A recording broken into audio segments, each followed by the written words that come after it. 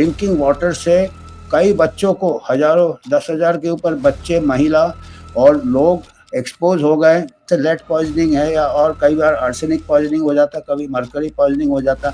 तो इसमें क्या है कि उबालने से ये पॉइज़न जाएगा नहीं, केमिकल पॉइज़न। लेड से मस्तिष्क में का डेवलपमेंट कम हो जाता है, बच्चों का आईक्यू कम हो जाता है। लेड लेड से आपका बोन मैरो डिप्रेशन होता है, एनीमिया हो जाता है। नमस्कार, मैं प्रोफेसर अमिताभ बैनर्जी, यूएचएफ का चेयरपर्सन, क्यूवाई प्लेटफॉर्म से, जो हमारे मीडिया पार्टनर है, मैं इनके ज़रिए आपसे बात कर रहा हूँ। आज मैं बात करूँगा पानी के विषय में, पॉल्यूशन, वाटर पॉल्यूशन।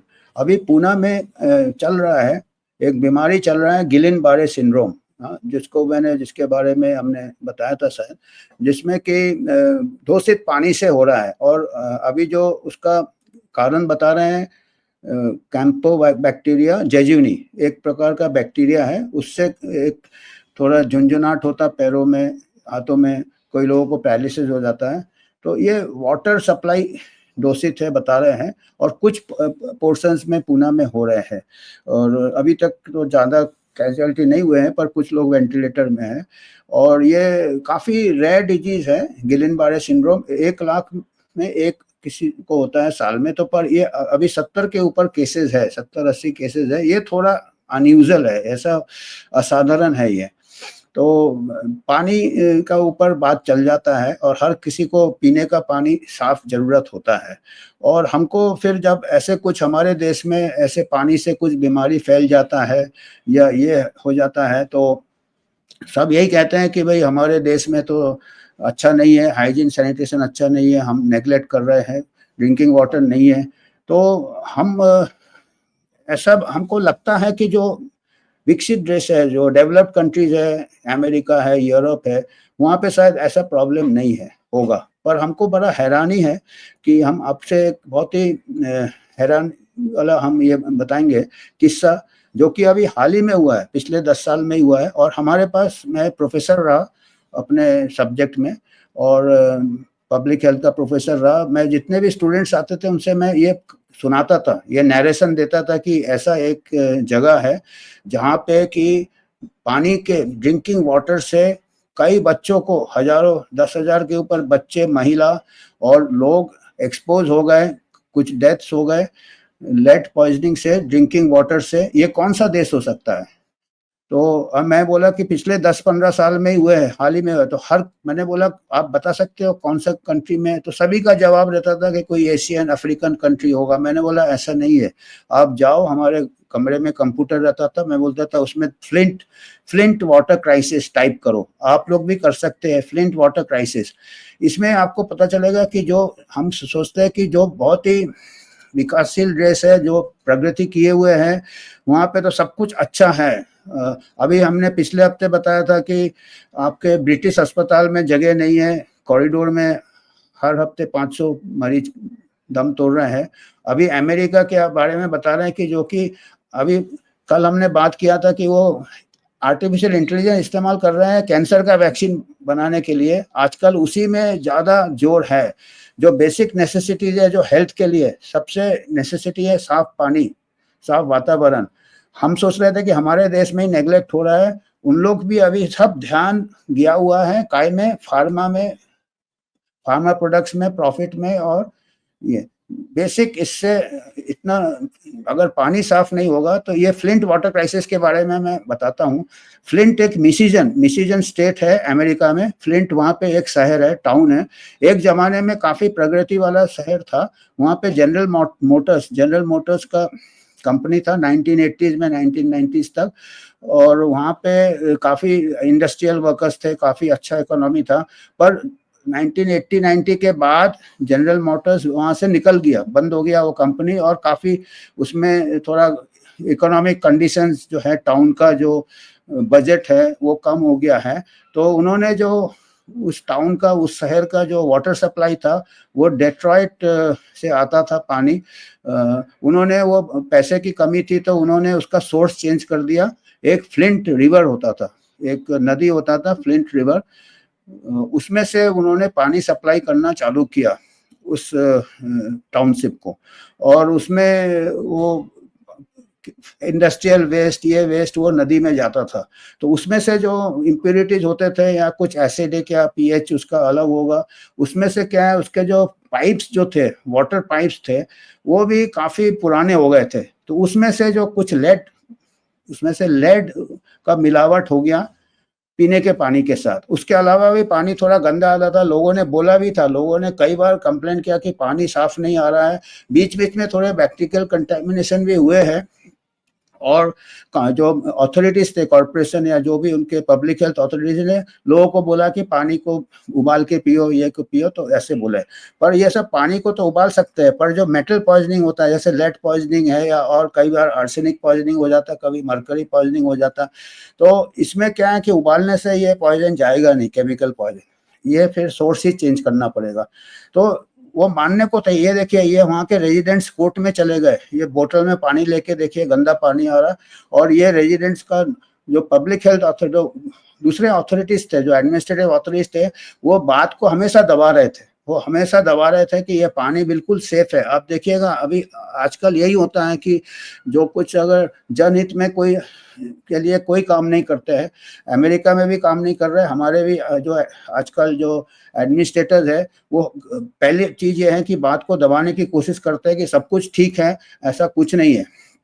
फिर कुछ लोगों ने पानी को टेस्ट किया, तो जहाँ जहाँ पाइपलाइंस है वहाँ पानी टेस्ट किया, वहाँ पे लेड के कॉन्सेंट्रेशन ज़रूरत से ज़्यादा पाया गया।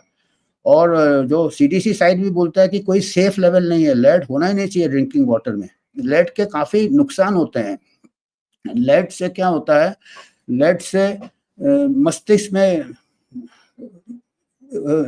का डेवलपमेंट कम हो जाता है, बच्चों का आईक्यू कम हो जाता है। लेड से आपका बोन मैरो डिप्रेशन होता है, एनीमिया हो जाता है। तो फिर भी अथॉरिटीज मानने को तैयार नहीं थे, और लेड से लॉन्ग टर्म हार्म, हमेशा के लिए हानि हो जाता है। आपका ब्रेन डेवलपमेंट नहीं होता, आपका आईक्यू डेवलपमेंट नहीं होता, और करीब 10,000 बच्चे एक्सपोज हो गए थे लेड में। अभी सोचो ये 10,000 बच्चे बड़े होंगे तो इनका भी आईक्यू वगैरह प्रॉब्लम होगा, इनको लर्निंग डिसेबिलिटी होगा, ये इरिवर्सिबल हार्म है ये, और कोई मानने को तैयार नहीं था। फिर एक डॉक्टर थी, चाइल्ड स्पेशलिस्ट लेडी, मोना, ये नाम है उसका, मोना हन्ना अटीसा, ये चाइल्ड स्पेशलिस्ट थी, ये बच्चों की डॉक्टर थी। इसने बच्चे अपने जो पेशेंट्स हैं उनका उन्होंने ब्लड टेस्ट किया, और बहुत हाई लेवल लेड पाया, एनीमिया भी पाया। लेड से एनीमिया होता है, खून की कमी हो जाती है, आरबीसी में ये होता है, स्पॉट्स नज़र आते हैं। और इन्होंने इसको एस्टैब्लिश किया कि ये लेड पॉइजनिंग बच्चों में हो गया है, और कई माताएं, गर्भवती माताएं भी, उनके बच्चे भी इफेक्ट हो गए, कई हानिकारक प्रभाव, दुष्प्रभाव पड़े हैं। इन्होंने फिर एक किताब लिखा है, बाद में इनका किताब भी है कि एक किताब होगा प्रभात इनके लिखा हुआ, हाँ, what the eyes don't see, जो ये पूरा इन्होंने लिखा है कि कैसे ये ड्रिंकिंग वाटर जो पोल्यूटेड था लेड पॉइजनिंग से कितना नुकसान हुआ, जो कि नहीं, जो जमीन के नीचे पाइप है, बॉडी के अंदर लेड है, पर अगर आप जांच करोगे तभी पता चलेगा। और ये बहुत ही गैर जिम्मेदारी वाला ये था।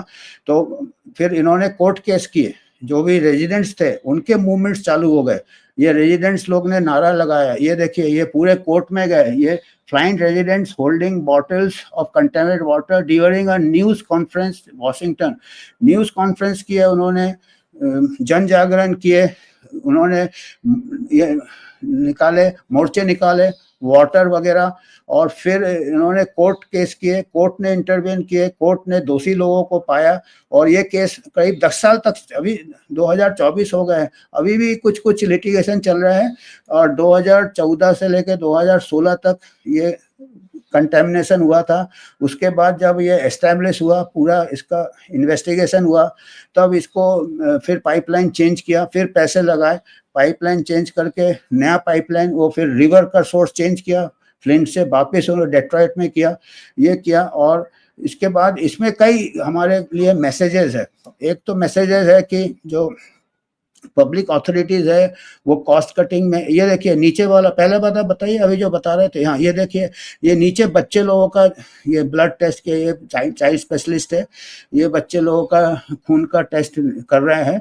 और इसमें क्या है कि बात कई कई इसमें मुद्दे हैं कि एक तो कॉस्ट कटिंग करते हैं आजकल पब्लिक हेल्थ अथॉरिटीज, जो बेसिक रिक्वायरमेंट्स है हेल्थ के लिए, इवन डब्ल्यूएचओ का वर्ल्ड हेल्थ ऑर्गेनाइजेशन से हेल्थ के लिए पानी से चालू होता, पानी के बाद अब बाकी दवाइयाँ बाद में आती है। हेल्दी आदमी को हेल्दी रखना है, अब हेल्दी आदमी को पहले बीमार करोगे फिर दवाई, आप फार्मा कंपनी को मुनाफा के लिए दवाई वैक्सीन करो। कॉन्गो में भी ऐसे ही हो रहा है, कॉन्गो में बच्चे मर रहे हैं, डायरिया से मर रहे हैं, कॉलेरा से मर रहे हैं, सेफ वाटर नहीं है कॉन्गो में, ये सब होता है वहाँ पे। उसके ऊपर डब्ल्यूएचओ नहीं सोच रहा है, फिर कहता है कि मैं तो हेल्थ बॉडी हूँ, बिगर डब्ल्यूएचओ चला जाएगा तो हेल्थ का इफेक्ट होगा। तो वाटर से स्टार्ट होता है। अमेरिका जैसे डेवलप्ड कंट्रीज में अभी 2014 अभी 2020-22 तक केस चलते रहे ये फ्लिंट वाटर क्राइसिस के, 10 साल 5 साल 8 साल लग जाता है कंपनसेशन लेने के लिए। तो ये अभी हमारा जो दिशा जा रहा है, हमारे को लोगों को जागरण करना है कि अस्पताल के पहले हमको सेफ वाटर, और अभी जैसे मैं कह रहा हूँ पुणे में भी चल रहा है, पुणे में भी अभी बैक्टीरियल बोल रहा है। मैं तो कई लोगों ने बात की है मेरे से, जर्नलिस्ट ने, मैंने बोला इनको जो भी पब्लिक हेल्थ अथॉरिटीज को कोई मेटल पॉइजनिंग को भी एक्सक्लूड करना चाहिए, क्योंकि ऐसे गिलिन बारे वगैरह जो होता है इस टाइप का सिम्टम्स आर्सेनिक पॉइजनिंग से भी हो सकता है और मर्करी पॉइजनिंग से भी हो सकता है। आर्सेनिक पॉइजनिंग ग्राउंड वाटर में मिलते हैं, कुएं के पानी में नीचे जो डीप वेल होते हैं या बोर पंप होते हैं उसमें आजकल पूरे कई जगह इंडिया में हमको आर्सेनिक कंटामिनेशन मिलता है, क्योंकि हम पेस्टिसाइड्स वगैरह बहुत इस्तेमाल करते हैं, तो आर्सेनिक कई बार पानी में चला जाता है, इवन ग्राउंड वाटर में। तो उसमें कई बार, मैं ये नहीं कह रहा हूँ, पर यह इसको हमको जांच करके इसको एक्सक्लूड करना चाहिए, क्योंकि और दूसरा रिवर वाटर में मरकरी, इंडस्ट्रियल वेस्ट वगैरह से मछलियों में मरकरी इकट्ठा होता है, वो मछली हम खाते हैं। तो ये हमारे कहीं अगर हम ठीक से ध्यान नहीं देंगे अपने इसमें, तो हमारे वाटर बॉडीज कंटेमिनेट होते हैं। और अमेरिका से ये लेसन हमको मिलना चाहिए कि जो कि विकसित देश है उसमें ऐसे हो रहा है, और उसमें इसमें कई, क्योंकि फ्लिंट में गरीब लोग रहते थे, फ्लिंट में मार्जिनलाइज लोग रहते थे, तो उनको पूरा नेगलेक्ट किया था। इसमें एथिक्स का भी काफ़ी आ जाता है, और इनको कोर्ट का दरवाज़ा खटखटाना पड़ा कानून का, तब जाके इनको इनका वाटर सप्लाई रिस्टोर हुआ। तो ये मेरे को मैसेज देना था कि लोगों को भी मालूम होना चाहिए, पब्लिक हेल्थ ऑथोरिटी मालूम होना चाहिए कि हमारे जो बेसिक रिक्वायरमेंट है safe water, safe food and safe environment. तो आज यही मैसेज देना था। धन्यवाद।